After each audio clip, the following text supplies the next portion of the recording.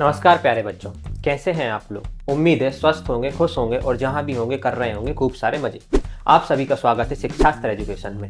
अगर आप चाहते हैं आपको आपके सब्जेक्ट से रिलेटेड टॉपिक वाइज सारे वीडियो फ्री ऑफ कॉस्ट मिले तो सबसे पहले इस चैनल को शिक्षास्त्र एजुकेशन को सब्सक्राइब कर लीजिए और बेल आइकन बटन को प्रेस कर लीजिएगा ताकि सारे वीडियोस आपको मिले टाइम पर। तो चलिए शुरू करते हैं आज का लेक्चर। आज हम पढ़ेंगे चैप्टर नंबर 4 जो कि है क्वाड्रेटिक इक्वेशन, उसकी इंट्रोडक्शन वीडियो क्यों बनाई जाती है ताकि जो भी चैप्टर होने वाला है, एक्सरसाइज होने वाली है, उसमें जो भी मेथड आने वाले हैं, टर्मिनोलॉजीज आने वाली हैं, थ्योरम आने वाली हैं और जो भी इंपॉर्टेंट वर्ड्स आने वाले हैं इसके बारे में हम पहले ही डिटेल में पढ़ लें ताकि जब हम एक्सरसाइज की बात करें तो हम पॉइंट टू पॉइंट क्वेश्चन की बात करें, है ना, इधर उधर की बातें ना करें ताकि लेक्चर लंबा ना हो और जल्दी से खत्म हो जाए। तो पहले और हमारा बेस भी पहले से ही बन जाता है तो हमें थोड़ा और मजा आता है क्वेश्चन करने में, है ना, इसलिए इंट्रोडक्शन वीडियो जरूरी है। तो चलिए शुरू करते हैं बिना टाइम खराब करें, है ना। चैप्टर कौन सा है? Quadratic equation. कौन सा है? Quadratic equation. इसी नाम का एक चैप्टर और पढ़ चुके हैं आप, क्वाड्रेटिक पॉलिनोमियल, जो आपने सेकंड नंबर पे पढ़ा था, है ना। फिर थर्ड पे पेयर ऑफ लीनियर इक्वेशन पढ़ा और अब हम फोर्थ में क्वाड्रेटिक इक्वेशन पढ़ रहे हैं। इसके बारे में हल्का हल्का मैंने सेकंड चैप्टर में ही बताया था आपको कि ये क्वाड्रेटिक पॉलिनोमियल है और आगे जाके आप इसका एक्सटेंडेड वर्जन पढ़ेंगे जिसका नाम है क्वाड्रेटिक इक्वेशन। चलो शुरू करते हैं। क्वाड्रेटिक इक्वेशन की डेफिनेशन क्या है? तो कहना it is a polynomial with degree 2। ये एक पॉलिनोमियल है जिसकी डिग्री कितनी है? 2 है। अब आपको मालूम है कि पॉलिनोमियल क्या होता है? कहना पॉलिनोमियल होता है एक एल्जेब्रिक एक्सप्रेशन होता है जिसमें जो पावर होती है वेरिएबल की वो क्या होती है? Power of variable is whole number. जो होती है वेरिएबल की जो पावर रहती है वो होल नंबर होती है, उसको हम पॉलिनोमियल बोलते हैं। और ऐसा पॉलिनोमियल जिसकी डिग्री कितनी हो? 2 हो, उसे हम क्वाड्रेटिक इक्वेशन बोलेंगे। ठीक है, तो डिग्री 2 का मतलब होता है, डिग्री का मतलब होता है हाईएस्ट पावर। पावर तो हर टर्म के पास होती है लेकिन इनमें जो सबसे बड़ी रहती है उसको हम डिग्री बोल देते हैं। ठीक है, एल्जेब्रिक एक्सप्रेशन। ठीक है, तो अब एक एल्जेब्रिक एक्सप्रेशन लिखो। एल्जेब्रिक एक्सप्रेशन मतलब वेरिएबल और कांस्टेंट को मिक्स करके लिख दो मैथमेटिकल सिंबल के साथ। मैथमेटिकल सिंबल कौन से? 4 symbol, plus minus into divide generally use नहीं करते तो हम plus minus into divide into से सॉल्व कर लेंगे। तो आपने कांस्टेंट लिया और एक वेरिएबल ले लिया x² प्लस का 5x प्लस का 6। ये एक पॉलिनोमियल है। क्यों? क्योंकि वेरिएबल की पावर होल नंबर है ना, और इसकी मैक्सिमम डिग्री पावर कितनी है? 2 है। तो उसको मैं बोलूंगा डिग्री कितनी है? 2 है, इसलिए क्वाड्रेटिक इक्वेशन है। क्योंकि इस टर्म की पावर है 2, इस टर्म की पावर है 1 और यहाँ पे वेरिएबल है ही नहीं तो इसलिए इसमें पावर है 0। अगर वेरिएबल नहीं होगा तो उसकी पावर कितनी होगी? 0। क्योंकि वेरिएबल होता है हम इसे लिखते नहीं है। देखो वेरिएबल है उसके ऊपर पावर क्या लगा दी? 0। तो आपको पता चल गया कि पावर 2 भी है, 1 भी है, 0 भी है। सबसे बड़ी पावर कितनी है? तो आप बोलेंगे 2। जो सबसे बड़ी पावर रहती है उसी को डिग्री बोला जाता है। तो इस पूरी पॉलिनोमियल की डिग्री कितनी है? कहना 2। तो इसलिए क्या है? क्वाड्रेटिक इक्वेशन, है ना। लेकिन इक्वेशन बनाने के लिए इक्वल का साइन चाहिए तो यहाँ पे इक्वल टू 0 हो जाता है। इक्वेशन है तो इक्वल का साइन आएगा। इक्वेशन का मतलब होता है इक्वेट करना किसी से, तो हमने किससे इक्वेट कर दिया? 0 से। हमेशा 0 से कर देंगे, इसलिए एक है ना, इसलिए क्वाड्रेटिक इक्वेशन है ना। एक एग्जांपल और दो, तो मैंने बोला कि x² लिख लो माइनस का 6 इक्वल टू 0 लिख लो। देखो इसमें मैक्सिमम डिग्री कितनी है? 2 है। फिर आप बोलोगे कि ये भी लिख सकता हूँ कि x² प्लस का 5x इक्वल टू 0। बिल्कुल, ये भी एक क्वाड्रेटिक इक्वेशन है क्योंकि मैक्सिमम डिग्री कितनी है, मतलब डिग्री कितनी है इस पॉलिनोमियल इक्वेशन की, तो आप बोलेंगे 2। तो क्वाड्रेटिक इक्वेशन का मतलब होता है ऐसी पॉलिनोमियल जिसकी डिग्री 2 हो उसे क्वाड्रेटिक इक्वेशन बोला जाता है आसान भाषा में। ठीक है, डिग्री 2 का मतलब है उसमें जो भी पावर दिख रही है सबसे बड़ी पावर 2 दिखनी चाहिए। किसके ऊपर लगती पावर? वेरिएबल के ऊपर। ठीक है, ये क्वाड्रेटिक इक्वेशन की डेफिनेशन हो गई। आगे बढ़ते हैं। आगे क्या कुछ important point. Every quadratic equation has 2 solution. Her quadratic equation के 2 सॉल्यूशन होते हैं। क्यों 2 सॉल्यूशन होते हैं? सॉल्यूशन डिपेंड करते हैं डिग्री पे। तो क्वाड्रेटिक इक्वेशन है तो उसकी डिग्री 2 होती है तो इसलिए 2 सॉल्यूशन पॉसिबल है। क्यूबिक इक्वेशन होगी तो 3 सॉल्यूशन पॉसिबल होंगे और लीनियर इक्वेशन होगी तो 1 सॉल्यूशन पॉसिबल होगा क्योंकि लीनियर इक्वेशन का मतलब है डिग्री 1। ठीक है, अब सॉल्यूशन का मतलब क्या होता है? सॉल्यूशन का मतलब होता है वेरिएबल की वैल्यू। सॉल्यूशन का मतलब क्या होता है? Value of variable. अब जो भी वेरिएबल यूज हो रहा है, कई बार x यूज करते हैं, कई बार y, कई बार p, जो भी वेरिएबल यूज हो रहा है उसकी वैल्यू। लेकिन कौन सी वैल्यू? जो उस क्वाड्रेटिक इक्वेशन को सेटिस्फाई करे।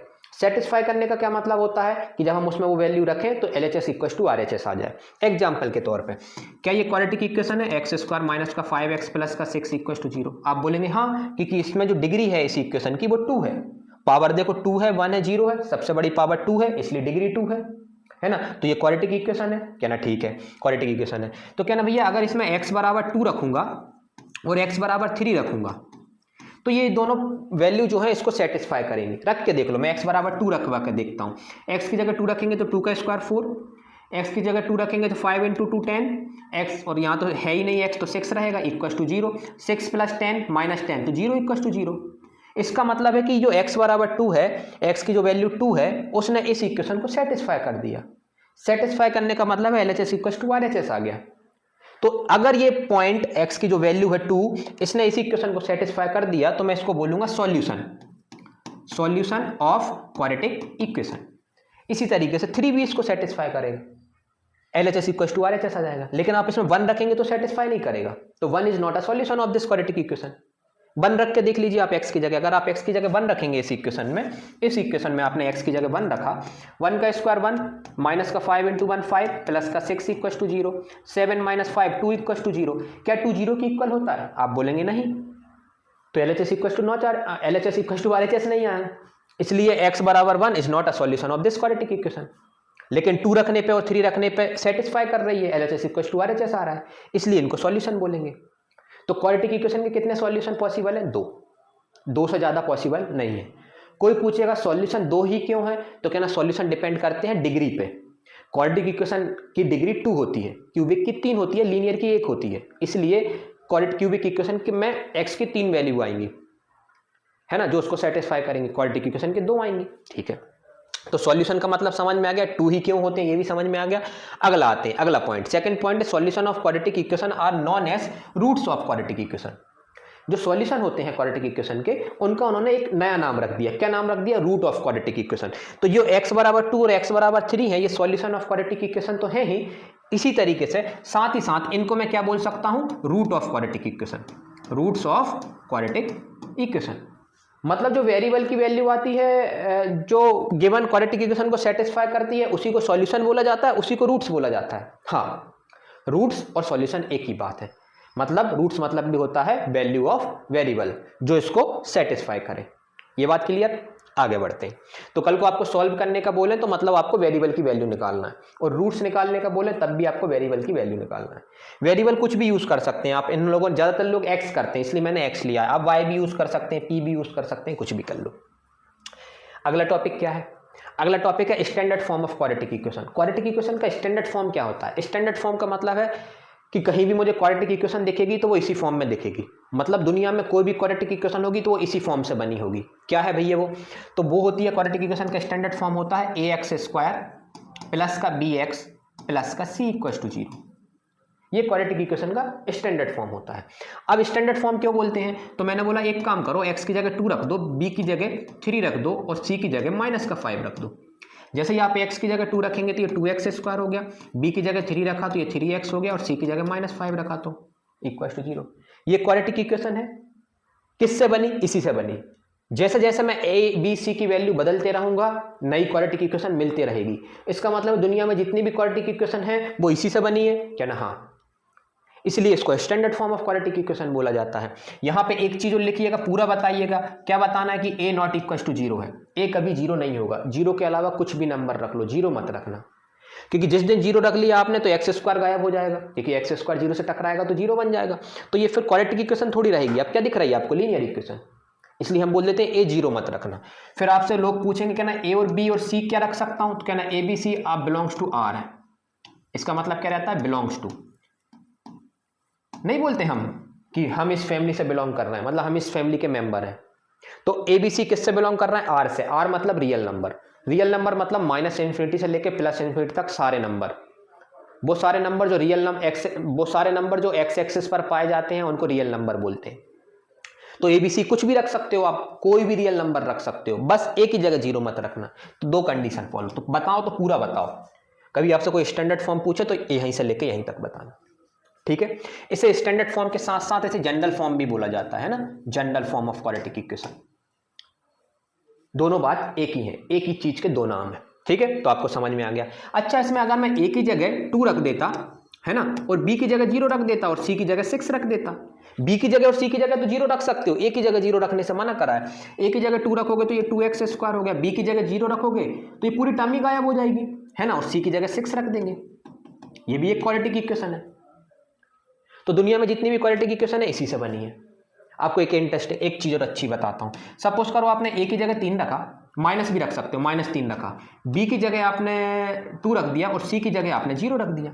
तो ए की जगह -3 रखा तो क्वेश्चन बन गया -3x², बी की जगह 2 रखा तो बन गया 2x और सी की जगह 0 रखा तो कोई बचा ही नहीं, कांस्टेंट टर्म ही नहीं आएगी। ये भी एक क्वाड्रेटिक इक्वेशन है। तो दुनिया में जितनी भी क्वाड्रेटिक इक्वेशन पाई जाती हैं वो इसी से बनती हैं। हम ABC की वैल्यू बदलते जाते हैं और हमारी नई क्वाड्रेटिक इक्वेशन मिलती जाती है, इसलिए इसको स्टैंडर्ड फॉर्म या general form of quadratic equation बोला जाता है। ऑब्जेक्टिव में सीधा क्वेश्चन आता है 1 नंबर का। आप बोलोगे यही चीज तो मैंने वहां देखी थी, आपने सेकंड चैप्टर में बताई थी कि इसको आप क्वाड्रेटिक पॉलिनोमियल बोलते थे, है ना। तो मैंने बोला बिल्कुल। अब आपके दिमाग में डाउट आया होगा कि कहीं आप क्वाड्रेटिक इक्वेशन बोल देते हो, कहीं क्वाड्रेटिक पॉलिनोमियल बोल देते हो, है ना। तो वो डाउट आपका क्लियर कर लेते हैं। डाउट क्या है आपका कि क्वाड्रेटिक इक्वेशन और क्वाड्रेटिक पॉलिनोमियल में क्या डिफरेंस रहता है। तो मैंने लिखा difference between quadratic equation and quadratic polynomial. बहुत लोग कंफ्यूज होते हैं, है ना, कि इक्वेशन और पॉलिनोमियल में क्या डिफरेंस है।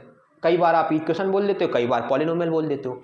तो मैंने बोला जो क्वाड्रेटिक पॉलिनोमियल रहती है उसका जो जनरल फॉर्म या स्टैंडर्ड फॉर्म रहता है वो ये रहता है ax² प्लस का bx प्लस का c, ठीक है। जबकि जो क्वाड्रेटिक इक्वेशन रहती है उसका जो जनरल फॉर्म या स्टैंडर्ड फॉर्म रहता है वो होता है ax² प्लस का bx plus c equal to 0। क्या फर्क समझ में आया आपको। आप बोलोगे यहाँ इक्वल का साइन नहीं है, यहाँ इक्वल का साइन है। तो मैंने बोला यही फर्क है बस।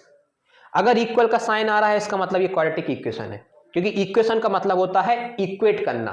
इक्वेट कब करोगे, जब इक्वल का साइन लगाओगे, और किसी न किसी चीज से तो करोगे इक्वेट। तो मैंने 0 से कर दिया, हमेशा 0 से करेंगे, ठीक है।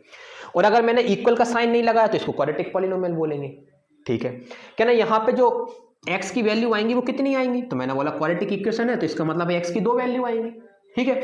एक का नाम रख दे रहा हूं अल्फा, एक का नाम रख दे रहा हूं बीटा, x बराबर अल्फा और बीटा, है ना। 2 वैल्यू आएंगी। यहाँ पे कितनी आएंगी, क्या ना यहाँ पे भी 2 आएंगी। एक बराबर रख दे रहा हूं अल्फा, दूसरे का नाम रख दे रहा हूं बीटा। ये जो अल्फा और बीटा आई हैं, x बराबर अल्फा और x बराबर बीटा, इनको क्या बोला जाता है, तो इनको बोला जाता है solution of quadratic polynomial. QP बोल दे रहा हूं, क्वाड्रेटिक पॉलिनोमियल, क्योंकि ये दोनों वैल्यूज को सेटिस्फाई करेंगी, है ना। अब इन्हीं को अपन बोला जाता है जीरोस ऑफ क्वाड्रेटिक पॉलिनोमियल। अच्छा, मतलब इन्हीं को सॉल्यूशन बोला जाता है, इन्हीं को जीरोस बोला जाता है, बिल्कुल। अब ठीक उसी तरीके से जो x बराबर अल्फा और x बराबर बीटा है, ये क्या है, ये है सॉल्यूशन ऑफ क्वाड्रेटिक इक्वेशन। अब भी आपने देखा था सॉल्यूशन, और यहाँ पे सॉल्यूशन का दूसरा नाम क्या रहता है, क्या ना इनको हम रूट्स ऑफ क्वाड्रेटिक इक्वेशन भी बोलते हैं, रूट्स ऑफ क्वाड्रेटिक इक्वेशन। आप बोलोगे भैया यहाँ पे 2 x की वैल्यू आई, उनको रूट्स बोलेंगे, और यहाँ पे जो x की 2 वैल्यू आई उनको जीरोस बोलेंगे। हाँ, क्योंकि ये क्वाड्रेटिक इक्वेशन है तो इसलिए रूट्स, क्वाड्रेटिक पॉलिनोमियल होगा तो जीरोस। जबकि आपको मालूम है दोनों एक ही आंसर आने वाले, कोई फर्क नहीं पड़ने वाला, है ना। और अच्छे से एग्जाम्पल के तौर पे समझाता हूँ, है ना। चलो एक और अच्छे एग्जाम्पल के तौर पे कहाँ समझाऊँ, इसको मिटाता हूँ, है ना, इसको मिटाता हूँ। ये मैंने मिटाया, मिट जा, है ना। चलो मिटा के गलती कर दी है ना, एक नया पेज जोड़ लेते अपन। चलो अब मिट गया तो कोई बात नहीं। मुझे ये बताओ x² माइनस का 5x प्लस का 6 ये क्वाड्रेटिक पॉलिनोमियल है, ठीक है। अगर इसमें मैंने इक्वल का साइन लगा दिया, x² minus 5x plus 6 x बराबर 0, ये क्वाड्रेटिक इक्वेशन है, ठीक है। इसका जो सॉल्यूशन होगा वो क्या क्या आने वाला है, क्या ना x बराबर 2 आने वाला है और x बराबर 3 आने वाला है। और इसमें जो सॉल्यूशन आने वाले हैं इस क्वाड्रेटिक इक्वेशन को सेटिस्फाई करने वाले, वो भी x बराबर 2 आने वाला है, x बराबर 3 आने वाला है। इसमें सेटिस्फाई करने का मतलब क्या होता है, इसमें सेटिस्फाई करने का मतलब होता है कि रखने पे आंसर 0 आ जाए, और इसमें तो इक्वल टू 0 दिया ही रहता है। तो यहाँ पे जो वैल्यू है x बराबर 2 और x बराबर 3, इनको क्या बोलेंगे, इनको बोलेंगे जीरोस ऑफ क्वाड्रेटिक पॉलिनोमियल। जबकि यहाँ पे जो x बराबर 2 है और 3 है उनको बोलेंगे रूट्स ऑफ क्वाड्रेटिक इक्वेशन। आपको मालूम है दोनों की शक्ल सेम है, थोड़ा सा फर्क है, वैल्यू भी सेम आई है। यहाँ पे जीरोस बोल रहा है, यहाँ पे रूट्स बोल रहा है। तो आप बोलोगे ऐसा क्यों, तो दोनों अलग अलग टर्म है, दोनों को सेपरेट करने के लिए करा है। काम की बात बताता हूँ आपको। जैसे ही आप 10th पास करेंगे और 11th 12th में जब अच्छे क्वेश्चन देखेंगे ना जेईई मेंस के, तो आधे तो यहीं खत्म, मतलब यहीं आपका गेम बिगाड़ देंगे कि वो लिख देंगे रूट्स, कि एक इक्वेशन है जिसके रूट्स लिखे हुए हैं x = 2 और x = 3, तो आपको पता होना चाहिए रूट्स वर्ड यूज हुआ, इसका मतलब जो है वो क्वाड्रेटिक इक्वेशन है, मुझे क्वाड्रेटिक इक्वेशन लिखना पड़ेगा। और अगर उन्होंने जीरोस वर्ड यूज करा है तो क्वाड्रेटिक पॉलिनोमियल लिखना पड़ेगा। और बहुत फर्क होता है, आपको लग रहा होगा कि यहाँ इक्वल का साइन का फर्क है, नहीं भाई बहुत फर्क होता है इसमें, ये इक्वल का साइन सब कुछ बिगाड़ देता है। तो रूट्स और जीरोस अलग अलग चीजें हैं, आपको बैक ऑफ द माइंड पता है कि एक ही चीज है, आंसर भी सेम आने वाला है, लेकिन जीरोस वर्ड यूज हुआ तो क्वाड्रेटिक पॉलिनोमियल के बारे में बात हो रही, रूट्स वर्ड हुआ तो क्वाड्रेटिक इक्वेशन के बारे में बात चल रही। क्वाड्रेटिक और पॉलिनोमियल और इक्वेशन में किसका फर्क होता है? सिर्फ इक्वल का साइन का, और कुछ भी फर्क नहीं होता। ठीक है, चलो ये बात आप याद रखेंगे हमेशा, बहुत बच्चे कंफ्यूज होते हैं इसमें, है ना, कि क्वाड्रेटिक पॉलिनोमियल और इक्वेशन में क्या फर्क होता है। Method to solve quadratic equation, दुनिया में कौन कौन से मेथड हैं जो क्वाड्रेटिक इक्वेशन सॉल्व करने में हमारी मदद करते हैं? तो सबसे पहला मेथड आता है फैक्टराइजेशन मेथड। क्या आता है? Factorization method. इसी का दूसरा नाम क्या रहता है? Middle term splitting method. Factorization method बोल दो या मिडिल टर्म स्प्लिटिंग मेथड बोल दो, एक ही बात है, एक ही चीज के दो नाम, कंफ्यूज मत होना, है ना। कई बार वो मिडिल टर्म स्प्लिटिंग बोल देंगे, कई बार फैक्टराइजेशन मेथड बोल देंगे। दूसरा क्या है? Completing the square method. Completing the square method, इसमें हम होल स्क्वायर बनाते हैं। ये अब जो नया सिलेबस अपडेट हुआ है ना बुक का, उससे हटा दिया गया है, लेकिन जो आपके सीनियर्स की बुक रहेंगे ना तब आप उनको देखेंगे, तब ये था। तो आप क्या ना, फिर ये हटा दिया तो कब पढ़ाएंगे? ये 11th और 12th में पढ़ाएंगे, अब हटा दिया, सिलेबस रिड्यूस कर दिया, आपको मालूम है। तो आप बोलोगे आप क्यों बता रहे हैं नाम? तो मैंने बोला अगर सपोज करो आपके ग्रुप में आप खड़े हो जिसमें आपके सीनियर भी हैं, आप भी हैं और आपके जूनियर भी हैं, तो और बात छिड़ी कि क्या ना क्वाड्रेटिक इक्वेशन को सॉल्व करने के मैंने 3 मेथड देखे हैं यार, और आपको सिर्फ ये 2 बताए हैं, क्योंकि पहले आपकी बुक में 10th में था। तो अब आपको पता होना चाहिए, नाम तो पता होना चाहिए। हाँ, चीज़ नहीं पता होगी तो आप बोल दोगे क्या ना भैया अभी सिलेबस से हट गया, लेकिन अगले साल मैं पढ़ूंगा इसको, क्योंकि अभी सिलेबस से हटा दिया है। तो इसीलिए नाम जरूरी है, और ये नाम बहुत इंपॉर्टेंट है। इससे नाम बोल, आधे तो नाम ही याद नहीं रखते इसका। आप किसी टीचर के सामने बोलेंगे ना, आपसे कल को कोई पूछेगा कि ना क्वाड्रेटिक इक्वेशन सॉल्व करने के कितने मेथड हैं, आप बोलना 3। पहला मेथड है फैक्टराइजेशन मेथड, उसी को मिडिल टर्म स्प्लिटिंग मेथड बोलते हैं। दूसरा होता है कंप्लीटिंग द स्क्वायर मेथड, इसमें हम होल स्क्वायर बनाते हैं। तीसरा होता है यूजिंग क्वाड्रेटिक फार्मूला, एक क्वाड्रेटिक फार्मूला बना दिया है ना, वो इसी से बना है। ये क्वाड्रेटिक फार्मूला किसी से बना है? इसी से बना है। इसको, इससे हमने एक फार्मूला बना दिया, तो फार्मूले से हमने सीधा यूज करके सॉल्यूशन निकाल लेते हैं। ठीक है, तो 3 मेथड होते हैं, तो हमें ये वाला मेथड नहीं पढ़ना, पढ़ने सिर्फ 2 हैं इस साल। ठीक है, जो क्वाड्रेटिक फार्मूला रहता है इसी का दूसरा नाम रहता है श्रीधराचार्य।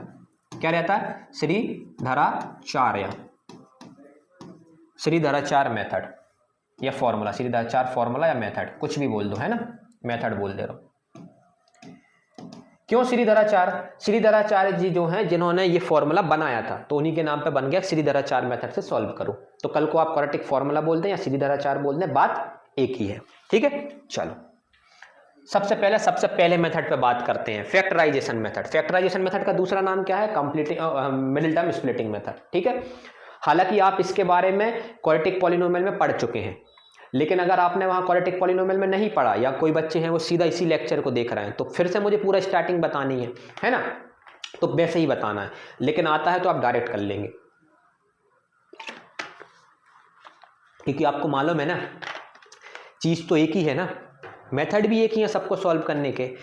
क्वेश्चन इसमें से अगर 0 पे हाथ रख लूंगा तो ये क्वाड्रेटिक पॉलिनोमियल हो गई, अगर 0 हाथ हटा दूंगा तो ये क्वाड्रेटिक इक्वेशन हो गई, तो आंसर भी सेम आने वाले हैं। अब भी देखा था आपने, तो कोई मेथड में थोड़ी फर्क आने वाला, मेथड वही रहेगा, है ना। तो अगर आप वहां से सीख के आ चुके हैं या आपने देख लिया है वो लेक्चर, तो बहुत अच्छी बात है, आप आगे बढ़ सकते हैं।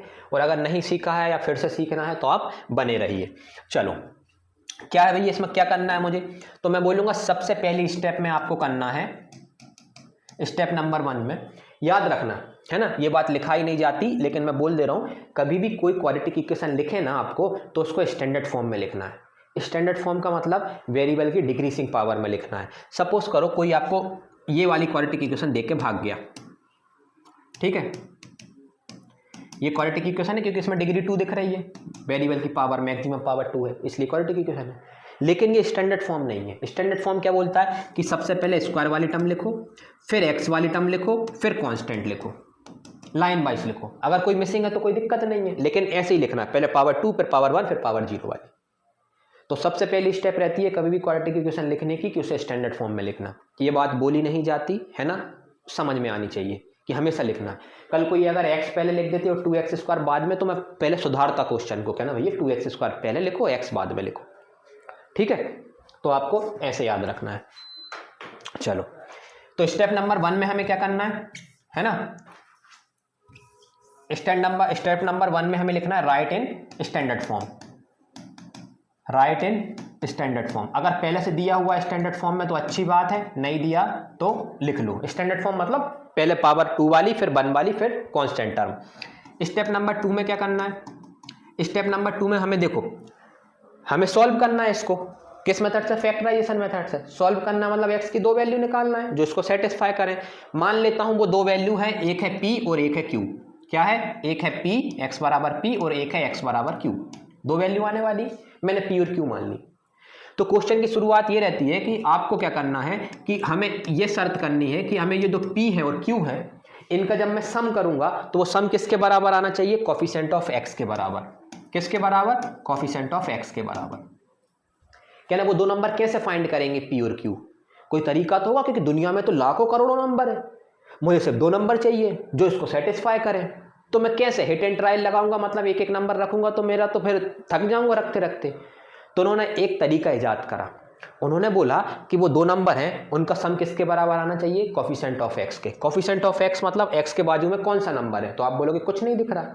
जहां कुछ ना दिखे मैथमेटिक्स में वहां 1 होता है। जैसे 5 है, 5 के नीचे कुछ नहीं दिख रहा, 1 होता है। किसी ने बोला 6, इसके इनटू में क्या दिख रहा है, कुछ नहीं है, तो 1 है, क्योंकि 1 ही ऐसा नंबर है जिससे डिवाइड और मल्टीप्लाई करने से कोई फर्क नहीं पड़ता। तो कोफिशिएंट ऑफ x कितना है, कहना 1। और वो 2 नंबरों का प्रोडक्ट किसके बराबर आना चाहिए, उन 2 नंबरों का प्रोडक्ट आना चाहिए constant term and coefficient of x square के प्रोडक्ट के बराबर। कोफिशिएंट ऑफ x स्क्वायर के प्रोडक्ट के बराबर, x स्क्वायर ये। तो कांस्टेंट टर्म कितनी है, -6, साइन के साथ बोलना, और कोफिशिएंट ऑफ x स्क्वायर कितना है, 2।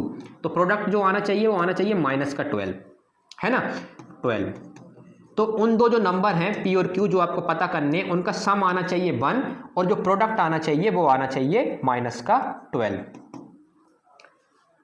ये है तरीका फाइंड करने का। तो क्या ना, कैसे खोजें, क्या ना भैया दुनिया में तो फिर इतने सारे नंबर हैं, ऐसे 2 नंबर खोजना है जिनका सम करें तो 1 आए, और प्रोडक्ट करें तो कितना आ जाए, सम करने पे 1 आए और प्रोडक्ट करने पे 12 आ जाए, -12 आ जाए, साइन के साथ, है ना, -12। तो कैसे करें, तो एक तरीका है। क्या तरीका है कि जो आपका प्रोडक्ट आया है उसकी मदद लेते हैं, हमेशा उसी की मदद लेंगे। 12 के क्या निकालेंगे, प्राइम फैक्टर निकालो भैया। 2 6 जा, प्राइम फैक्टर का मतलब होता है प्राइम नंबर से डिवाइड करना। 2 3 जा, 3 1 जा। कितने नंबर दिख गए आपको, कहना 1 2 3 और 4। तो कहना 1 तो प्राइम फैक्टर नहीं है, तो मैंने 1 से कब डिवाइड करा, लेकिन फैक्टर तो है ना। हाँ, 1 क्या है, अच्छे क्वेश्चनों में यूज होता है, जब सारे मेथड फेल हो जाते हैं तब 1 की जरूरत पड़ती, और फिर लोग पहले से ही नहीं लिखते उसको, तो फिर बाद में कंफ्यूजन होता है उनको, है ना, सोच नहीं पाते। तो हम हमेशा 1 लेंगे, हम हमेशा 1 लेंगे, तब जब हमें अच्छा क्वेश्चन मिले तो हमसे गलती हो ही ना, है ना। तो कितने नंबर हो गए भाई, तो आप बोलोगे 2 2 3 और 1, ये तो 4 नंबर हो गए भैया। लेकिन आपने बोला था मुझे तो 2 नंबर चाहिए, तो हम इन 4 से 2 नंबर बनाएंगे। कैसे बनाएंगे, मिक्स करके, क्योंकि हमें चारों नंबर यूज करना है, छोड़ नहीं सकते किसी को। मिक्स करना मतलब मल्टीप्लाई करना, मिक्स करना मतलब मल्टीप्लाई करना, मल्टीप्लाई करके इन 4 नंबरों से 2 नंबर बनाएंगे। कैसे, अब यहां पे आप सोचो, आपको लगा भैया एक काम करता हूं मैं, है ना, कि इन तीनों नंबरों का मल्टीप्लाई कर लेता हूं, इन तीनों नंबरों का मल्टीप्लाई कर लेता हूं। मैंने बोला कर लो, है ना, मल्टीप्लाई करके एक नंबर बना लेता हूं। कितना बन गया, 3 2 6 6 2 12, और एक नंबर इसको ले लेता हूं 1 को। तो मैंने बोला ठीक है, 12 हो गया एक नंबर 1 हो गया। इन 4 नंबरों से 2 नंबर बन गए, 12 और 1। मैंने बोला 12 और 1 को सम करने पे 1 आएगा क्या, सम करने का मतलब होता है प्लस भी कर सकते हो माइनस भी। तो आप बोलोगे कभी नहीं होगा 1, कभी नहीं हो सकता, है ना। तो ये आपने जो नंबर चुने वो गलत लिए। दुनिया में 4 ही केस पॉसिबल है, अगर 2 नंबर है, चाहे मैं हूं, चाहे आप हो, या कोई और फैकल्टी है ना। अगर 2 नंबर है और उनको प्लस या माइनस करना है तो सिर्फ 4 केस पॉसिबल है, 4 से 5वां केस पॉसिबल नहीं है। कहना भैया पहला केस क्या है, तो बोलूंगा दोनों नंबरों को प्लस का साइन ले लो, प्लस ले लो, तो आंसर आएगा 13। दूसरा केस, दोनों को माइनस में ले लो, तो आंसर आएगा -13। तीसरा केस, पहले वाले को प्लस दूसरे वाले को माइनस में ले लो, तो आंसर आएगा 11। और फोर्थ नंबर का केस होगा, पहले वाले को माइनस में ले लो, दूसरे वाले को प्लस में ले लो, तो आंसर आएगा -11। जबकि आंसर तो चाहिए 1। तो 1 तो किसी केस में नहीं आ रहा, इसका मतलब है 12 और 1 की मदद से 1 नहीं बनाया जा सकता, इसलिए जो आपने नंबर लिए वो गलत लिए। तो फिर क्या करें, तो सुधारते हैं गलती, इसको मिटाओ। ठीक है, अब मैं क्या कर रहा हूं, आपने पहले तीनों नंबर लिए थे ना मिक्स, 3 नंबर को मिक्स करा था, इस बार आप 2 2 मिक्स करो, इन दोनों को मिक्स करो, कितना आंसर आया 4, इन दोनों को मिक्स करो, कितना आंसर आया 3। क्या 4 और 3 से 1 बनाया जा सकता है? आपको इस पे ध्यान नहीं देना 12 पे, आपको सिर्फ सम पे ध्यान देना, 12 अपने आप आ जाएगा।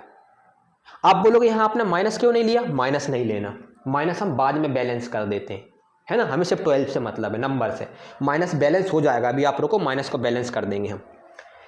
तो 4 और 3 वो नंबर हो गया, वही चेक करें 4 केस में से पॉसिबल है कि नहीं, हालांकि आपको देख के पता चल गया होगा, 4 और 3 से 1 बनाना है तो 4 को प्लस में ले लो, 3 को माइनस में ले लो, लेकिन फिर भी बना लेते हैं।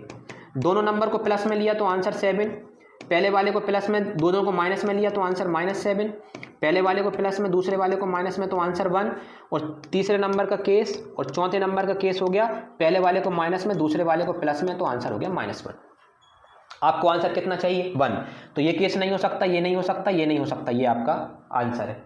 कब आ रहा है ये आंसर, जब 4 आप प्लस में ले रहे हैं और 3 माइनस में ले रहा है, तो इसका मतलब है जो पहला नंबर हो गया वो हो गया आपका, जो आपकी पी की वैल्यू आई है ना, वो हो गया आपका क्या आया 4, और दूसरा नंबर क्या हो गया आपका -3। ठीक है, तो पहला नंबर 4, दूसरा नंबर -3। क्यों, क्योंकि इनका सम करने पे कितना आ रहा है, 1 आ रहा है। देखो 4 - 3 1 होता है, सम मतलब प्लस और माइनस दोनों कर सकते हैं ना, तो सम मतलब प्लस प्लस नहीं होगा, और इनका मल्टीप्लाई करो, 4 और -3 को मल्टीप्लाई करो, -12 आ रहा है। देखो माइनस बैलेंस हो गया कि नहीं, -12 आ रहा है, आप बोलेंगे हाँ, तो वो नंबर कौन कौन से हो गए, 4 और -3। तो कहना भैया मैंने नंबर फाइंड कर लिए, बिल्कुल ये नंबर फाइंड करने का तरीका था, क्योंकि आप डायरेक्ट नहीं सोच पा रहे थे। कहना अगर हमने डायरेक्ट सोच लिया तो इतनी स्टेप आपकी बच जाएगी। तो पहला नंबर हो गया 4 और दूसरा नंबर हो गया -3। ठीक है, ये 2 स्टेप कंप्लीट हो गई। स्टेप नंबर 3 में क्या करना है ना, स्टेप नंबर 3 में हमें क्या करना है, स्टेप नंबर 3 में हमें करना था जो कि हम कर चुके हैं, फाइंड प्राइम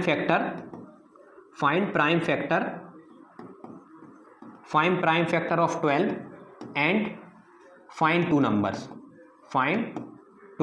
नंबर्स। हमें प्राइम फैक्टर निकालना है और 2 नंबर्स फाइंड करने, जो कि हम कर चुके। पहला नंबर 4 आया, दूसरा नंबर -3 आया। और स्टेप नंबर 4 में क्या करेंगे, स्टेप नंबर 4 में करेंगे हम सॉल्व करेंगे। अब सॉल्व करने का तरीका देखो क्या है ना, सॉल्व करने का तरीका। ठीक है, पहली टर्म को हमेशा एज इट इज लिखो। ठीक है, लिखा। जो दूसरी टर्म होगी एक्स वाली, उसको वो जो 2 नंबर आए हैं 4 और -3, उनकी मदद से ब्रेक कर लो। कैसे लिखो, कहना प्लस का 4 माइनस का 3 लिख दिया, एक्स था तो एक्स लगा दिया। ध्यान से देखो 4x - 3x एक्स ही होता है, मतलब उसको दूसरे तरीके से लिख लिया। हाँ, और जो तीसरी टर्म रहेगी कांस्टेंट, उसको एज इट इज लिख दो, कहना लिख दिया। मतलब इसको मिडिल टर्म स्प्लिटिंग क्यों बोला जाता है, क्योंकि आपने बीच वाली टर्म को स्प्लिट कर दिया, तोड़ दिया मिडिल टर्म को, इसलिए मेथड का नाम रखा मिडिल टर्म स्प्लिटिंग मेथड। देखो 2 टर्म में तोड़ दिया, जबकि चीज वही है, एक्स ही लिखा है अभी भी, लेकिन मैंने उसको एक्स को 4x - 3x लिख दिया। ये 4x - 3x कैसे आया, वो जो 2 नंबर फाइंड करे थे 4 - 3 वो लिखे, उनके साथ x लगा दिया, क्योंकि x लगाना जरूरी है। ठीक है, क्योंकि तभी तो वो x बनेगा। ठीक है, जब आप ऐसा करोगे ना तो ये 3 टर्म से 4 टर्म बन जाएंगी। तो 4 टर्म की 2 नंबर में कन्वर्ट कर लो, 2 टर्म ये हो गई, 2 टर्म ये हो गई, तो ये हो गया फर्स्ट पेयर, ये हो गया सेकंड पेयर। ठीक है, अब ये करना है आपको कि फर्स्ट पेयर से कुछ कॉमन लेना है। कॉमन क्या क्या आता है, तो कॉमन आता है सबसे पहले साइन, फिर वेरिएबल और फिर कांस्टेंट। तो देखो साइन आएगा कि x² का साइन क्या, तो आप बोलोगे प्लस, तो प्लस कॉमन आएगा। अब प्लस लिखो चाहे ना लिखो कोई फर्क नहीं पड़ता। फिर वेरिएबल कौन सा कॉमन आएगा, कहना x वेरिएबल कॉमन आएगा, है ना। और नोट कर लेना जो फर्स्ट पेयर रहेगा पहले 2 नंबरों से जो बना है, उससे हमेशा वेरिएबल कॉमन आएगा, तो जो भी वेरिएबल लिखा है वो लिख दो। फिर नंबर कौन है, कहना 2 और 4, तो 2 और 4 से में से कौन कॉमन आएगा, तो मैं बोलूँगा ऐसे नंबर बताओ जो 2 और 4 को डिवाइड कर सकते हैं एक साथ दोनों को। तो आप बोलोगे पहला नंबर है भैया 1 जो इन दोनों को डिवाइड कर पा रहा है, और दूसरा नंबर है 2। 4 नहीं है क्योंकि 4 को डिवाइड कर सकता है, 2 को नहीं कर सकता। डिवाइड करने का मतलब होता है रिमाइंडर 0 आ जाए, है ना। चलो 4 डिवाइड करने से 2 को 4 से डिवाइड करने पर रिमाइंडर 0 नहीं आएगा। तो इनमें बड़ा कौन, कहना 2, तो इसलिए यहाँ पे 2 लेंगे। कहना अच्छा ऐसे सोचना है, एक तरीका सोचने का। दूसरा तरीका क्या, कहना 2 और 4 का SCF निकाल दो। SCF किसका निकाल दो, 2 और 4 का। कैसे निकालते हैं, वही LCM वाले मेथड से, लिखा कॉमा लगा के डिवाइड करो ऐसे नंबर से जिससे ये दोनों डिवाइड हो जाए, तो 2 बन जा, 2 2 जा, अब किससे डिवाइड होंगे ये दोनों नंबर? कोई किसी से नहीं, एक साथ। आप बोलोगे 1 से तो हो रहे हैं, तो 1 तो वही है, लिखो ना लिखो कोई फर्क नहीं पड़ता, क्योंकि इंटू डिवाइड से 1 के कोई फर्क ही नहीं पड़ता, इसलिए 1 को निगलेक्ट कर देते हैं। तो ये क्या हो गया आपका, यहाँ पे कहानी खत्म हो गई, ये आपका HCF हो गया। तब भी वही आंसर आया। और LCM कैसे निकालते हैं? LCM इसको और सॉल्व कर लो, है ना, 2 से और डिवाइड हो रहा है ये, तो अब इन दोनों नंबरों का मल्टीप्लाई कर दोगे तो 4 आ गया, 4 LCM हो गया। मतलब ऐसा नंबर जो दोनों को डिवाइड कर रहा है तो उसे HCF बोलेंगे, और अगर पूरा सॉल्व कर रहे हैं तो उसे LCM बोलेंगे। बस इतना सा फर्क होता है, कंफ्यूज मत होना है ना इसमें, है ना, ठीक है। और देख के भी पता चल रहा था कि दोनों नाम 2 कॉमन आएगा। ब्रैकेट लगाया, लगा दिया, लिखो क्या लिखना है। कॉमन लेने का मतलब होता है ब्रैकेट के बाहर वो चीज़ लिखती है वो कॉमन ली जाती है, और ब्रैकेट के अंदर वो पार्टी लिखी जाती है जो कॉमन लेने के बाद बच गई। तो 2x² में से 2x कॉमन लेना है, तो क्या बचेगा भैया? तो क्या ना x बचेगा। कई लोग कहेंगे कॉमन लेना नहीं आएगा, तो एक लाइन लिखो मेरी कॉपी में ऊपर और अच्छे बॉक्स बना देना। लाइन है कि कॉमन लेने का मतलब होता है डिवाइड करना। लिखो कॉमन लेना मतलब डिवाइड करना। मतलब नहीं समझ में आया तो देखते हैं। आपको 2x² में से क्या कॉमन लेना था? तो मैंने बोला 2x, तो 2x से डिवाइड कर दो। किसको? 2x² को, क्योंकि उसी में से कॉमन लेना था। 2 से 2 कटा, ये 2x है, एक कट गया, कितना बचा? x। वही तो मैंने लिखा। ये वो तरीका है जो हमेशा काम आएगा। जब अच्छे क्वेश्चन आते हैं ना तो ये सिंपल मेथड फेल हो जाता है कि ना 2 गायब, x बचा, फेल हो जाता है, ये नहीं सोच पाते आप, ठीक है। तो डिवाइड करें आप। अब 4x में से क्या कॉमन लेना है? 2x, तो 4x को डिवाइड करो किससे? 2x से। साइन के साथ करना, प्लस का प्लस का, x से x कैंसिल, 2 2 जा 4, तो आंसर आ गया प्लस का 2, ठीक है। कॉमन ले लिया आपने, अच्छी बात है ना। कॉमन लेना मतलब डिवाइड करना। फिर मैं बोलूंगा अब सेकंड पेयर की बारी। जो यहाँ सेकंड पेयर का जो साइन रहता है ना, जिससे स्टार्टिंग हो रही सेकंड पेयर की, वो हमेशा कॉमन आएगा, ठीक है। सेकंड पेयर से कभी वेरिएबल कॉमन नहीं आएगा। क्यों? क्योंकि कांस्टेंट टर्म के पास वेरिएबल ही नहीं है, तो कैसे कॉमन आएगा? सेकंड पेयर से हमेशा नंबर कॉमन आता है। तो नंबर कौन कौन से यूज हो रहा है? 3 और 6। तो 3 और 6 का HCF निकाल दो। कैसे निकालेंगे? 3 और 6 किससे डिवाइड हो रहा है? 3 1 जा, 3 2 जा। अब कोई और नंबर है ही नहीं जो इन दोनों को एक साथ डिवाइड कर पा रहा है, तो HCF कितना आ गया? 3। तो यहाँ कॉमन क्या लेंगे? 3। तो टोटल कॉमन क्या हो गया? -3। माइनस तो पहले से था, है ना। चलो -3, तो -3 किस में से कॉमन लेना है? इन दो टर्म में से। तो सबसे पहले -3x को किससे डिवाइड करोगे आप? -3 से, तो पूरा कैंसिल, कितना बचा? x। फिर -6 में से क्या कॉमन लेना है? -3, तो -6 को -3 से डिवाइड कर दो, माइनस से माइनस कैंसिल, 3 2 जा 6, प्लस का 2। आप बोलोगे भैया ये तो ब्रैकेट के अंदर दोनों के अंदर सेम चीज आ गई। ये खुश होने वाली बात है। अगर ये दोनों चीजें सेम आ जाएं तो इसका मतलब है कि आपने वो जो दो नंबर लिए ना, 4 और -3, सही लिए। आप दूसरी चीज आपने कॉमन सही लिया है, और तीसरी चीज आपने प्लस माइनस इंटू डिवाइड जो भी करा है सब सही करा है। अगर ये दोनों ब्रैकेट के अंदर चीजें सेम आ जाएं, सेम मतलब डिट्टो सेम, x + 2, अगर यहाँ माइनस भी आ गया ना तो गलत करा है। सोचो को क्या गलती करी, वापस जाओ, चेक करके आओ और सुधार के आओ, ठीक है। फिर क्या करेंगे अगली स्टेप में कि x + 2 कॉमन ले लेंगे पूरी कहानी में से। अच्छा, मतलब ये दोनों में दिखेगा ब्रैकेट के अंदर जो कि हमेशा सेम दिखेगा, उसी को कॉमन लेना है। हाँ, फिर क्या बचेगा भैया? अगर x + 2 यहाँ से चला जाएगा तो 2x बच जाएगा, और यहाँ से चला जाएगा तो -3 बच जाएगा। इसलिए लोग बोलते हैं कि जो ब्रैकेट के अंदर चीज़ है उसे एक बार लिखो और बची हुई चीज़ को ऐसे लिख दो। लिख सकते हो, ऐसे भी सोच सकते हो, लेकिन सही तरीका क्या? हमने कॉमन लिया है, ठीक है। अरे = में 0 चल रहा था, उसे तो लिखो, = में 0 चल रहा था, ठीक है। तो ये अब देखो क्या करा आपने, फैक्टराइज करने का मतलब क्या? इस नाम चैप्टर मतलब मेथड का नाम फैक्टराइजेशन क्यों रखा? ये क्वाड्रेटिक इक्वेशन थी, आपने उसको फैक्टराइज करके किस में फैक्टराइज कर लिया? जरा ध्यान से देखो। अब इसी को आपने लिख लिया 2 लीनियर के फॉर्म में, फैक्टराइज कर दिया, तोड़ दिया, क्वाड्रेटिक इक्वेशन के 2 टुकड़े कर दिए 2 लीनियर में। एक क्वाड्रेटिक इक्वेशन को 2 लीनियर में तोड़ दिया। जिस दिन इन दोनों लीनियर का मल्टीप्लाई करूंगा वापस वहीं पहुंच जाऊंगा। ये ठीक वैसी ही कहानी है जैसे सपोज करो 6 को आपने 2 हिस्सों में तोड़ दिया, एक 2 और 3 है 6 ही, वो ये भी 6 से मल्टीप्लाई करोगे वापस वहीं पहुंच जाओगे। तो ऐसे ही हमने ये क्वाड्रेटिक इक्वेशन है, इसको 2 लीनियर में तोड़ लिया, इसलिए इसका नाम रखा फैक्टराइजेशन मेथड, और दूसरा नाम रखा मिडिल टर्म स्प्लिटिंग मेथड, क्योंकि मिडिल टर्म को स्प्लिट किया है आपने, उसकी मदद से आपने फैक्टराइज करा है, ठीक है। फिर क्या करेंगे भैया? अब हम इसको मिटा रहे हैं ना, तो ये प्रोसेस आप याद रखना, है ना, मिटा रहे हैं, क्योंकि अगर अगली स्टेप कैसे बताएंगे अगर ये नहीं मिटाएंगे। चलो नहीं मिटा रहा, है ना, नहीं मिटा रहा, एक पेज और ऐड कर ले रहे, चलो। तो अरे यार मिटाना ही पड़ेगा यार, है ना, नहीं तो फिर वो ये चीज़ नहीं दिखेगी आपको। चलो ये तो आपने लिख लिया है ना, चलो फॉर्मूला भी याद कर लिया है आपने।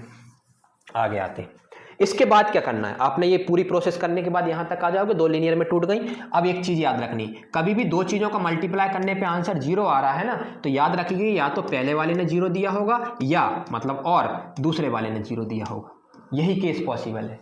क्यों? सपोज करो ए ने जीरो दे दिया, अब बी दुनिया का कोई भी नंबर है 5, 15, 20 कुछ भी है, तो वो जीरो से टकरा के जीरो ही होगा। दूसरा केस क्या है, अगर बी ने जीरो दे दिया तो ए कुछ भी रख लो 10, 15, 20, तो आंसर जीरो ही आने वाला, तो या तो ए ने जीरो दिया होगा या बी ने जीरो दिया होगा। इसको याद रखेंगे। सेम फंडा यहाँ काम करता है, स्टार मार के लिखेंगे इसको। सेम फंडा यहाँ काम करता है। ये दोनों चीज़ें किस में लिखी? मल्टीप्लाई में। अगर दो चीज़ों का मल्टीप्लाई जीरो आ रहा है, इसका मतलब है या तो पहले वाले ने जीरो दिया है या दूसरे वाले ने जीरो दिया है, तभी पॉसिबल है जीरो आना, नहीं तो पॉसिबल ही नहीं है। या तो इस पूरे ने जीरो दिया है या इस पूरे ने जीरो दिया है। तो अगर इस पूरे ने जीरो दिया होगा तो x बराबर कितना आएगा? -2, क्योंकि जब x बराबर -2 रखोगे तभी तो ये पूरा जीरो होगा। ठीक है, यहाँ से वेरिएबल निकालोगे तो x की वैल्यू आ गई 3/2, तो मतलब x की जगह अगर मैं 3/2 रख दूंगा तो इस पूरा जीरो हो जाएगा। तो भैया ये तो x की दो वैल्यू आ गई, -2 और 3/2। तो मैंने बोला बिल्कुल यही आपके वो रूट्स ऑफ क्वाड्रेटिक इक्वेशन है, रूट्स ऑफ क्वाड्रेटिक इक्वेशन या सॉल्यूशन ऑफ क्वाड्रेटिक इक्वेशन। कितने निकलने थे? दो। देखो दो वैल्यू निकल गई। ठीक है, दो वैल्यू निकल गई। ठीक है, अब आपको क्या करना है कि चेक करना है कि यही जो दो वैल्यू आई है वो इसी क्वाड्रेटिक इक्वेशन की है कि नहीं। मेरी बात पे भरोसा क्यों करना, चेक करते हैं हम। आप तो बोलो चेक करके बताओ, तो मैं एक चेक करके बताऊंगा, एक आप करेंगे। चेक कैसे करोगे? मैंने आपको क्या बताया था चेक करने के लिए कि चेक करने का मतलब, रूट्स का मतलब होता है या सॉल्यूशन का मतलब होता है जो भी वेरिएबल की वैल्यू आई वो इस इक्वेशन को सेटिस्फाई करेगी। सेटिस्फाई करेगी मतलब रखने पे LHS = RHS आएगा। तो रख के देखते हैं। मैं x बराबर -2 रख के देख रहा हूँ। x की जगह -2 रखोगे तो -2 का स्क्वायर 4 और 4 × 2 8। बहुत बढ़िया। x की जगह -2 रख दिया। -6 as it is, equal to में 0 एज इट इज, ये भी 8 और ये भी -8, तो 0 = 0। ये तो LHS = RHS आ गया, होता है 0 = 0। इसका मतलब है x बराबर -2 ने इस क्वाड्रेटिक इक्वेशन को सेटिस्फाई कर दिया। तो ये जो -2 है वो इसी क्वाड्रेटिक इक्वेशन का सॉल्यूशन है, और जिसका दूसरा नाम होता है कि इसी क्वाड्रेटिक इक्वेशन का रूट है। इसी तरीके से आप 3/2 रख के देखेंगे तब भी यही आंसर आएगा, 0 = 0। तो आपने चेक भी कर लिया, कंफर्म हो गया कि मैंने कैसे करा आंसर, मतलब आपका आंसर सही है ना। तो आपको क्वाड्रेटिक इक्वेशन सॉल्व करनी आई फैक्टराइजेशन मेथड से, है ना। यही मैंने तरीका पहले सिखाया था जब हमने क्वाड्रेटिक पॉलिनोमियल पढ़ा था, फिर से देख लिया हमने। चलो ठीक है, अगला क्वेश्चन देखते हैं। अगला क्वेश्चन क्या है? यूजिंग क्वाड्रेटिक फॉर्मूला नहीं, एक और होगा। 2x² प्लस का x माइनस का 10, ठीक है। ये वाला 100x² माइनस का 20x + 1। कौन से मेथड से करना है? वही फैक्टराइजेशन मेथड से करना है। तो क्या करते हैं हम, कहना भैया हमें दो नंबर जो हैं वो p और q मान लेते हैं। क्या स्टैंडर्ड फॉर्म में लिखा है? आप बोलेंगे हाँ, तो पहली स्टेप कंप्लीट हो गई। Step number 1 completed, standard form tick मार दिया। स्टेप नंबर 2 में हम क्या करते हैं, हमें वो दो नंबर चाहिए p और q, तो हम बोलते हैं कि जो p और q है उनका सम जो है वो किसके बराबर आना चाहिए? कोफिशिएंट ऑफ x मतलब -20, और जो प्रोडक्ट है दोनों नंबरों का वो किसके बराबर आना चाहिए? कांस्टेंट टर्म और कोफिशिएंट ऑफ x² के बराबर, मतलब 100, मतलब इनटू करने पे 100 के बराबर। तो हमें ऐसे दो नंबर खोज के लाना है दुनिया में कि जिनका मल्टीप्लाई करें तो 100 आए, लेकिन सम करें तो -20 आए। ठीक है, तो तरीका क्या है खोजने का? ऐसा तो नहीं खोज पाएंगे। तो फिर स्टेप नंबर 3 में आए। स्टेप नंबर 3 में हम क्या करते हैं? प्राइम फैक्टर निकालते हैं 100 के। निकलवाओ 100 के प्राइम फैक्टर। तो आप निकालोगे भैया 250 टाइम्स गया, 225 टाइम्स गया, फिर 5 5 जा 25 होता है, 5 बन जा 5 होता है। तो कहना भैया 4 नंबर मिल गए। कौन कौन से? 2 2 5 5 और 1, 5 नंबर मिल गए। सॉरी, इन 5 नंबरों से कितना नंबर बनाने हैं? 2, और ऐसे दो नंबर बनाने जिनका सम करने पे -20 आए और प्रोडक्ट करने पे 100 आए। और मैंने बोला था इस पे ध्यान मत देना, आपको ध्यान देना है सम पे। तो अब इन नंबरों को मिक्स करो। आपने बोला भैया मैंने क्या करा कि इनको ले लिया पहले दो को और फिर इन तीनों को ले लिया। तो इन तीनों से कितना बन गया? 5 5 या 25 × 1 25। अब 25 और 4 से 20 नहीं बन सकता, माइनस का कुछ भी कर लो, वो चारों केस लगा लोगे आप, 4 ही बन सकते हैं। सम और माइनस करने पे ना, प्लस माइनस करने पे 4 और 25 से -20 नहीं बन सकता। तो फिर क्या करें? 100 बन सकता है, लेकिन 100 से कोई लेना देना नहीं है आपको, तो -20 मतलब सम भी आना चाहिए, दोनों कंडीशन सेटिस्फाई होनी चाहिए। तो क्या ना ये जो केस बनाया ना भैया ये गलत है ना, ये नहीं हो सकता, ये पॉसिबल नहीं है। फिर क्या करें, फिर आपका दिमाग लगाया आपने, क्या ना मैं क्या करता हूँ, इन दोनों नंबरों को मल्टीप्लाई कर लेता हूँ, तो कितना बन गया 10, और इन तीनों नंबरों को मल्टीप्लाई कर लेता हूँ, तो इनसे भी बन गया 10। ठीक है, तो 2 नंबर हो गए है ना, अब पूरे नंबर यूज कर लिए, 2 नंबर बन गए 10 और 10, सेम बन रहा है, उससे कोई फर्क नहीं पड़ता। क्या 10 और 10 से मैं -20 बना सकता हूं? आप बोलोगे हाँ, कि अगर भैया मैं आपने दोनों माइनस में ले लिए तो -10 -20 होता है, तो ठीक है, पहली कंडीशन सेटिस्फाई। क्या दोनों नंबरों को प्रोडक्ट करने पे 100 आ सकता है? तो आप बोलेंगे हाँ, -10 × -10 100 आता है। तो इसका मतलब है यही वो दो नंबर हैं जिनका सम करने पे -20 आ रहा है और प्रोडक्ट करने पे 100 आ रहा है। कितनी बार में पहुंच पाया मैं? 2 बार में। आप 1 बार में भी पहुंच सकते हो।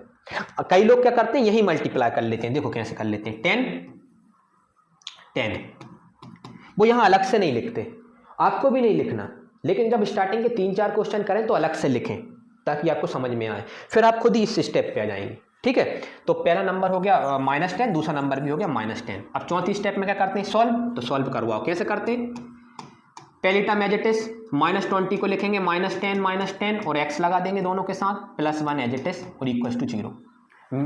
बीच वाली टर्म को -10 लिख लिया, इसीलिए मेथड का नाम रखा middle term splitting method.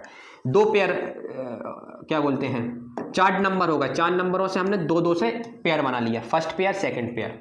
First pair से मैंने आपको क्या बताया था, हमेशा वेरिएबल कॉमन आएगा। क्या कॉमन आ रहा है, x प्लस, तो x² का साइन प्लस है तो वो तो लिखेंगे। 10 और 100 में से क्या कॉमन आ रहा है, तो 10 और 100 का HCF निकाल दो, निकालो भाई, 2 5 जा और 50 जा, फिर 5 से डिवाइड हो रहा है, 5 बन जा, 5 10 जा, है ना। अब कोई और नंबर पॉसिबल नहीं है जो दोनों को एक साथ डिवाइड कर पा रहा है 1 के अलावा, 1 लूंगा नहीं, तो ये दोनों को मल्टीप्लाई कर लो, कितना आ गया 10, तो 10 और 100 का HCF कितना आया 10, तो इसलिए 10 कॉमन लूंगा, तो 10 भी कॉमन आएगा, वेरिएबल तो आएगा ही, मैंने आपसे बोला था कि फर्स्ट पेयर से हमेशा वेरिएबल कॉमन आएगा। चलो फिर क्या करूं भैया, कॉमन लो। कॉमन लेने का मतलब क्या होता है, ब्रैकेट के बाहर वो चीज़ लिखेंगे जो कॉमन लेना है, ब्रैकेट के अंदर वो चीज़ लिखेंगे जो कॉमन लेने के बाद बच गई। कॉमन लेने का मतलब होता है डिवाइड करना। 10x से जब 100x² को डिवाइड करोगे तो 10x बचेगा, 10x से जब -10x को डिवाइड करोगे तो -1 बचेगा। ठीक है, फिर क्या करा था, सेकंड पेयर में मैंने आपसे क्या बोला था कि जो सेकंड पेयर में जो स्टार्ट साइन है वही कॉमन आएगा, क्या ना माइनस कॉमन आएगा, वो तो आएगा ही, और क्या कॉमन आएगा, क्या ना 10 और 1 आ रहा है, तो कभी वेरिएबल कॉमन नहीं आएगा। अब नंबर कौन है, 10 और 1, अब इनका HCF क्या होगा, तो आप बोलोगे ऐसा कोई नंबर ही दुनिया में पॉसिबल नहीं है जो 10 और 1 को एक साथ डिवाइड कर पाए। मैंने बोला है ना, एक नंबर है, वो एक ही है, वो दोनों को एक साथ डिवाइड कर पा रहा है। तो जब भी किसी भी HCF कुछ भी अगर बना जाए ना किसी नंबर के साथ, तो HCF हमेशा 1 होता है ना। दुनिया में आपने 50 नंबर लिखे और 51वां नंबर 1 लिख दिया, और मैंने बोला इन सब का HCF बताओ, तो आप बोल देना 1, अगर 1 आ जाए तो HCF 1 हो जाता है, तो 1 कॉमन लेंगे। जब कुछ भी कॉमन ना लिया जा पाए तो 1 कॉमन लिया जाता है, तो 1 -1 से डिवाइड करोगे तो ये कितना हो जाएगा 10x, और ये कितना हो जाएगा -1। आप देख रहे हो दोनों के अंदर ब्रैकेट के अंदर सेम चीज़ है, इसका मतलब है कि आपने जो है बिल्कुल सही करा है, ये सेम है, तो इसका मतलब है आपने सही करा है, और आपने सही करा है तो आप यहाँ पे खुश हो जाया करें कि यार मैंने सही नंबर चुने, है ना। चलो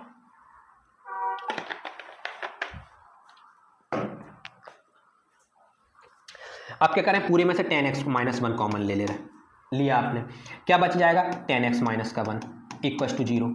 2 ब्रैकेट का 0 आ रहा है, इसका मतलब मल्टीप्लाई 0 आ रहा था, तो इसमें पहले वाले ने 0 दिया या दूसरे वाले ने 0 दिया। अगर इसने 0 दिया होगा तो x की वैल्यू आ गई 1/10, और अगर इसने 0 दिया होगा तो x की वैल्यू आ गई 1/10। दोनों से सेम आंसर आए, कोई फर्क नहीं पड़ता, हमें मालूम है x की 2 वैल्यू पॉसिबल है, दोनों सेम आ रही तो उससे क्या फर्क पड़ता है। चेक आप कर लोगे रख के, तो आपको फैक्टराइजेशन मेथड या मिडिल टर्म स्प्लिटिंग मेथड समझ में आया, कितना आसान था, है ना। चलो बढ़िया, अब हम करते हैं second question, second method number 3, है ना। वही quadratic completing the square method तो हमें करना नहीं है, यूजिंग क्वाड्रेटिक फॉर्मूला। इसी का दूसरा नाम क्या रहता है, श्रीधराचार्य मेथड। क्या होता है भाई, उन्होंने एक फॉर्मूला बना दिया।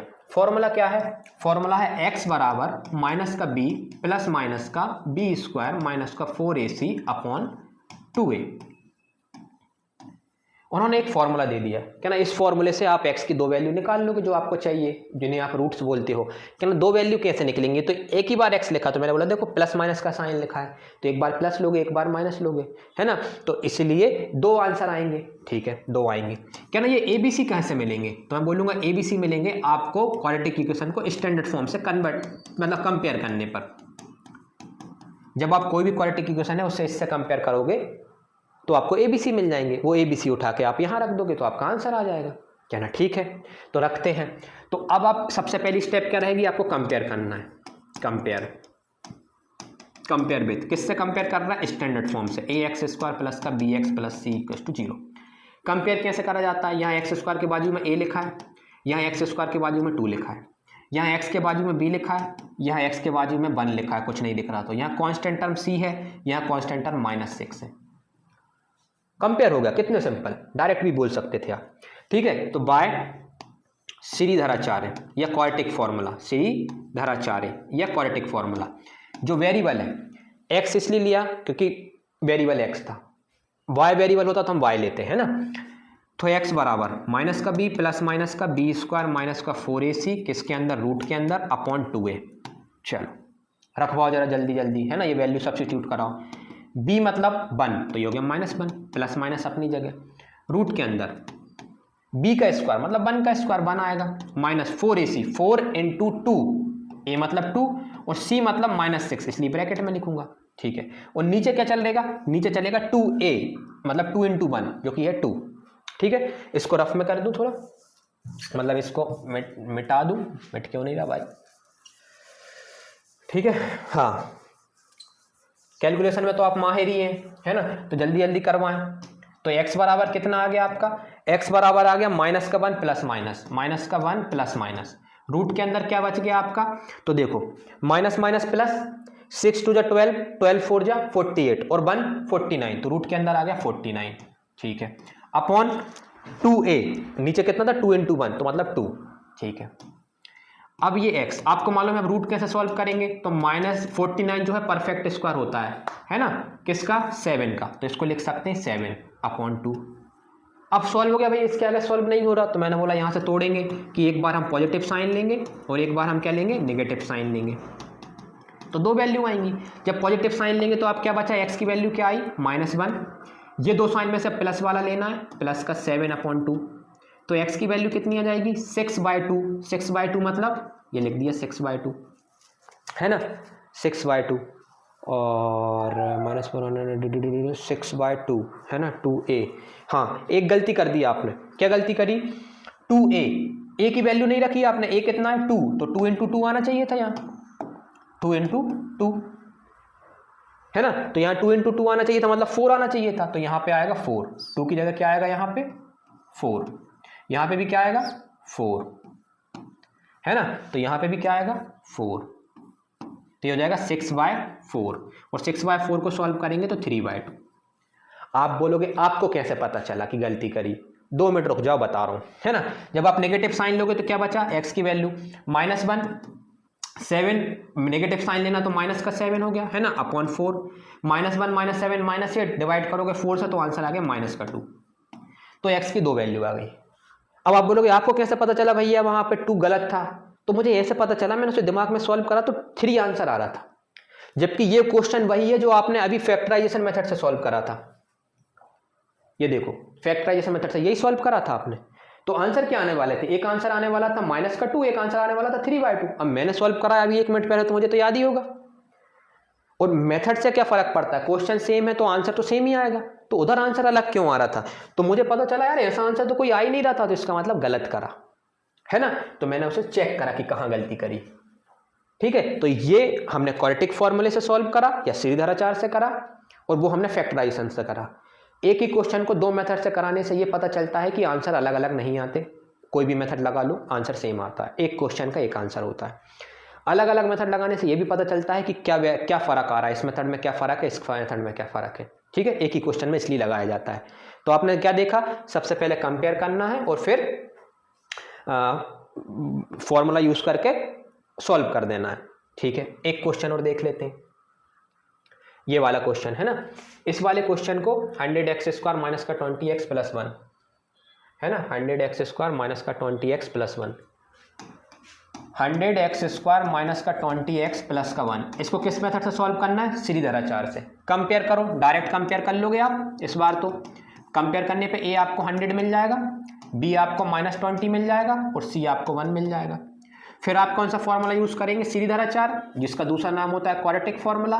क्या होता है, क्या नाम, माइनस का b प्लस माइनस का √b² माइनस का 4ac अपॉन 2a। ठीक है, आपने फॉर्मूला यूज करा, क्योंकि आपको समझ में आएगा कितना आसान है। अब आपको जल्दी जल्दी करना है, करो।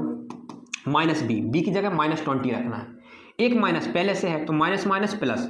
ये छोटी मोटी कैलकुलेशन यहीं कर लिया करें, ये मत करना कि माइनस लिखा फिर माइनस का 20 लिखा फिर अगली स्टेप में माइनस प्लस कर रहा है, नहीं भाई। अब आप जल्दी करो, है ना, बड़ी क्लास में आ गए अपन। प्लस माइनस अपनी जगह, √b² मतलब -220 का स्क्वायर, -20 का स्क्वायर होगा 400, क्योंकि माइनस का प्लस 20 का 400, 20 × 20 माइनस का 4ac, 4 × a × c, a मतलब 100 और c मतलब 1। ठीक है, नीचे क्या लिखा हुआ है, 2a, तो 2 अपनी जगह और a कितना है, a है आपका 100। ठीक है, x बराबर ये हो गया 20 प्लस माइनस 400, ये भी 400, 400 में से 400 चले गए तो रूट के अंदर 0 बचा, नीचे कितना हो गया, 200 हो गया।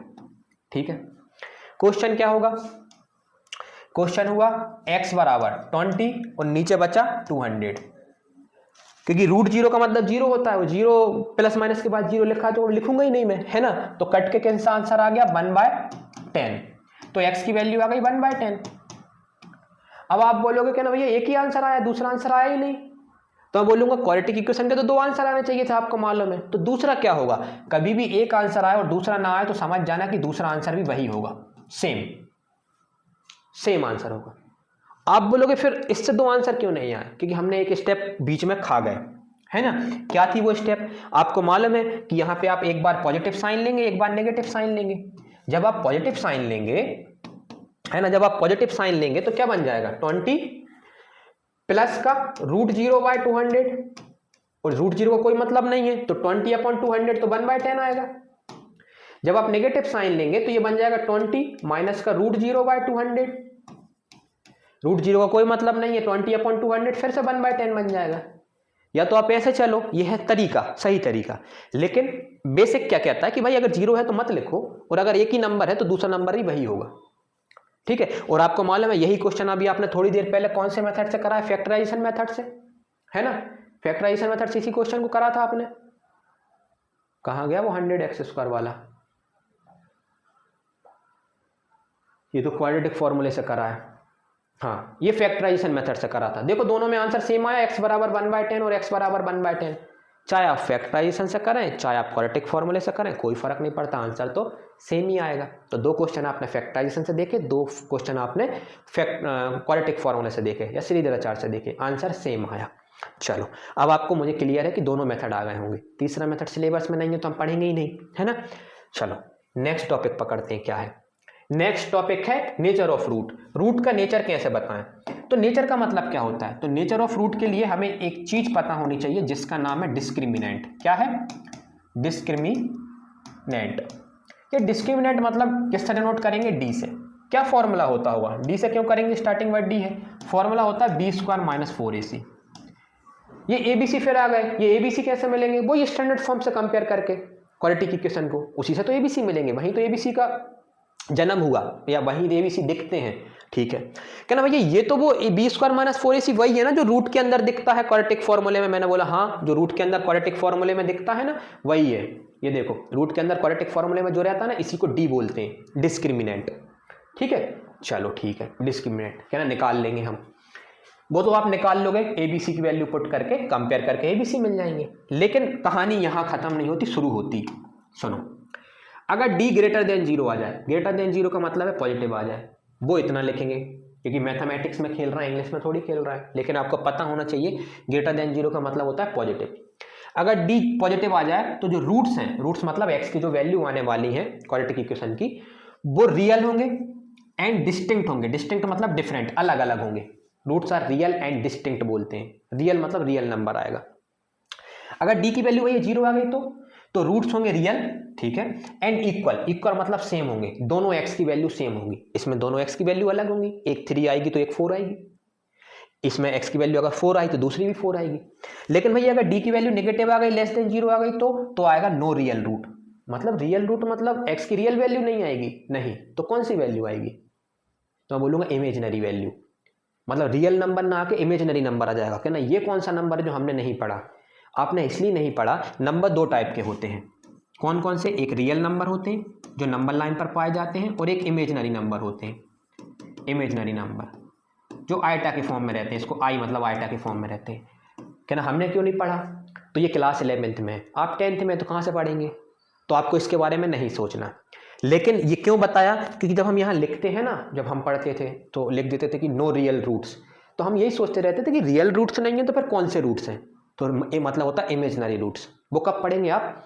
11th क्लास में। इमेजिनरी रूट्स का मतलब होता है एक्स की इमेजिनरी वैल्यू, है ना, इमेजिनरी नंबर आएंगे, तो वो आप तब पढ़ेंगे। तो आपको ये पॉइंट समझ में आया? चलो आगे देखते हैं। तो आपको पता है 3 केस आएंगे, तो डी पॉजिटिव आ सकता है या नेगेटिव आ सकता है, 0 आ सकता है, इसके अलावा कुछ नहीं आ सकता। ठीक है, पहला क्वेश्चन देखो, फाइंड नेचर ऑफ रूट्स। हमें रूट्स का नेचर बताना है। कैसे बताएंगे? डी की मदद से। डी कैसे मिलेगा? डी मिलेगा हमें एबीसी की मदद से। तो जरा कंपेयर करके एबीसी निकालो, है ना। कंपेयर किससे करोगे? A X square plus B X plus C, यही होता है स्टैंडर्ड फॉर्म। तो ए कितना मिल गया? 2, बी कितना मिल गया? 1, सी कितना मिल गया? -6। अब क्या निकालेंगे? डी। डी मतलब डिस्क्रिमिनेंट, फॉर्मूला क्या होता है? B square minus 4ac। B मतलब 1 का स्क्वायर मतलब 1 -4, ए मतलब 2, सी मतलब -6, ब्रैकेट में लिखना माइनस वाले को।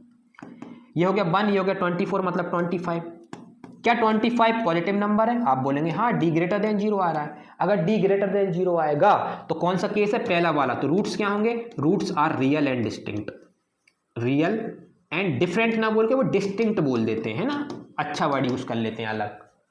कोई फर्क नहीं पड़ता, हम भी कर लेंगे, लेकिन हमें पता तो डिस्टिंक्ट मतलब डिफरेंट। तो इसका मतलब क्या हुआ कि जब इस क्वाड्रेटिक इक्वेशन को सॉल्व करोगे तो x की 2 वैल्यू आएंगी, वो 2 वैल्यू ना रियल होंगी और डिस्टिंक्ट अलग अलग होंगी, और बाकी होंगी। आप इस क्वाड्रेटिक इक्वेशन को सॉल्व कर लो और आपको पता चल जाएगा कि ये क्वाड्रेटिक इक्वेशन तो वही है भैया जो आपने थोड़ी देर पहले सॉल्व कराई थी। ये देखो 2x square plus x minus 6। इसका डी, डी मतलब जो रूट के अंदर लिखा यही है डी, यही होता है डी, है ना। ये देखो डी, डी कितना आया आपका? अरे भाई पेन बदल जा, है ना। डी कितना आया आपका? पॉजिटिव आया। देखो रूट के अंदर डी 49, डी कितना आया? पॉजिटिव आया।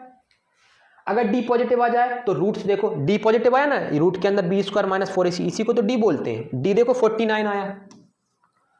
अगर डी पॉजिटिव आ जाए तो आप क्या समझेंगे? रूट्स रियल एंड डिस्टिंक्ट होंगे, रियल होंगे और अलग अलग डिफरेंट होंगे। देखो एक आंसर 3/2 आया, एक आंसर -1/2 आया, दोनों ही रियल नंबर होते हैं और अलग अलग आंसर आए। ठीक है, ये प्रूफ समझाया मैंने, ठीक है ना। नेचर ऑफ रूट निकल गया। एक क्वेश्चन का नेचर और देखते हैं। इस क्वेश्चन का भी नेचर ऑफ रूट्स बताना है, तो जरा जल्दी जल्दी बताओ। ए आ गया 1, बी आ गया -6, सी आ गया 9। डी निकालो। डी होता है B square minus 4ac। B की वैल्यू बोलो, आप बोलोगे 6, 6 मतलब स्क्वायर करेंगे 36 -4, ए मतलब 1, सी मतलब 9। ये हो गया 36 - 36। तो डी कितना आ गया भैया? 0 आ गया डी। तो अगर डी 0 आ जाए तो रूट्स कैसे होते हैं? अभी आपने देखा था 0 आ जाए तो रूट्स होते हैं, roots are real and equal. मतलब जो x की 2 वैल्यू आने वाली है वो रियल तो आएंगी लेकिन इक्वल भी आएंगी, है ना। चलो देखो इसका प्रूफ बताता हूं। ये वाला क्वेश्चन देखा था आपने श्रीधराचार्य से 100 वाला, है ना। ये 100 वाला क्वेश्चन देखा था, श्रीधराचार्य से देखा था। श्रीधराचार्य कहां लगाया था? ये वाला, है ना, श्रीधराचार्य। देखो जरा इसमें मुझे देख के बताओ, ये डी है? आप बोलेंगे हाँ डी है भैया, ये है ना, ये डी है। डी कितना आया आपका? डी 0 आया। अगर डी 0 आ जाए तो रूट्स रियल एंड इक्वल होते हैं। तो देखो रूट्स क्या है आपके? देखो 1/10, 1/10। ये रियल नंबर तो है लेकिन दोनों इक्वल आए कि नहीं? क्यों आए? क्योंकि डी 0 आ गया। मतलब मैं पहले ही देख के पता चल जाएगा मुझे कि डी 0 पॉजिटिव इक्वल आने वाले हैं, जो एक्स की दोनों वैल्यू इक्वल आने वाली हैं कि डिफरेंट आने वाली हैं। हाँ, रियल आने वाली हैं कि नॉन रियल आने वाली है। नॉन रियल वो डी नेगेटिव आ जाए।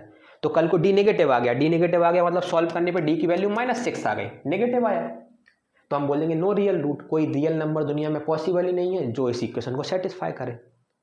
तो आपने आज के लेक्चर में क्या क्या देखा? आपने क्वाड्रेटिक इक्वेशन की डेफिनेशन देख ली, आपने स्टैंडर्ड फॉर्म देख लिया, जिसे जनरल फॉर्म भी बोलते हैं। आपने मेथड देख ली कि क्वाड्रेटिक इक्वेशन को किस किस मेथड से सॉल्व किया जा सकता है। फैक्टराइजेशन मेथड देख लिया, उसी का दूसरा नाम real time splitting method. Series आचार देख लिया, उसी का दूसरा नाम क्वाड्रेटिक फार्मूला। फिर आपने नेचर ऑफ रूट निकालना सीख लिया कि रूट का हम नेचर बता सकते हैं किसकी मदद से, डी की मदद से। डी कौन, डिस्क्रिमिनेंट। अब आपका बेस तैयार हो गया इस चैप्टर का। इसके बिहाफ पे अगर आप क्वेश्चन लगाएंगे तो आप कम से कम नहीं करके भी आधा एक्सरसाइज तो कंप्लीट कर लेंगे, आधी में मैं मदद कर दूंगा। ये बेस बन गया, कराऊंगा तो मैं ही पूरी, है ना, लेकिन आपका यहाँ से बेस बन गया। तो इसलिए इंट्रोडक्शन वीडियो इतनी ज़रूरी होती है, ठीक है। तो आप ये कर लेना, है ना, बहुत ज़रूरी है भाई, 11th 12th में बहुत काम आने वाला है, तो इस पर बिल्कुल हल्के में मत लेना। चलिए, थैंक यू फॉर वॉचिंग।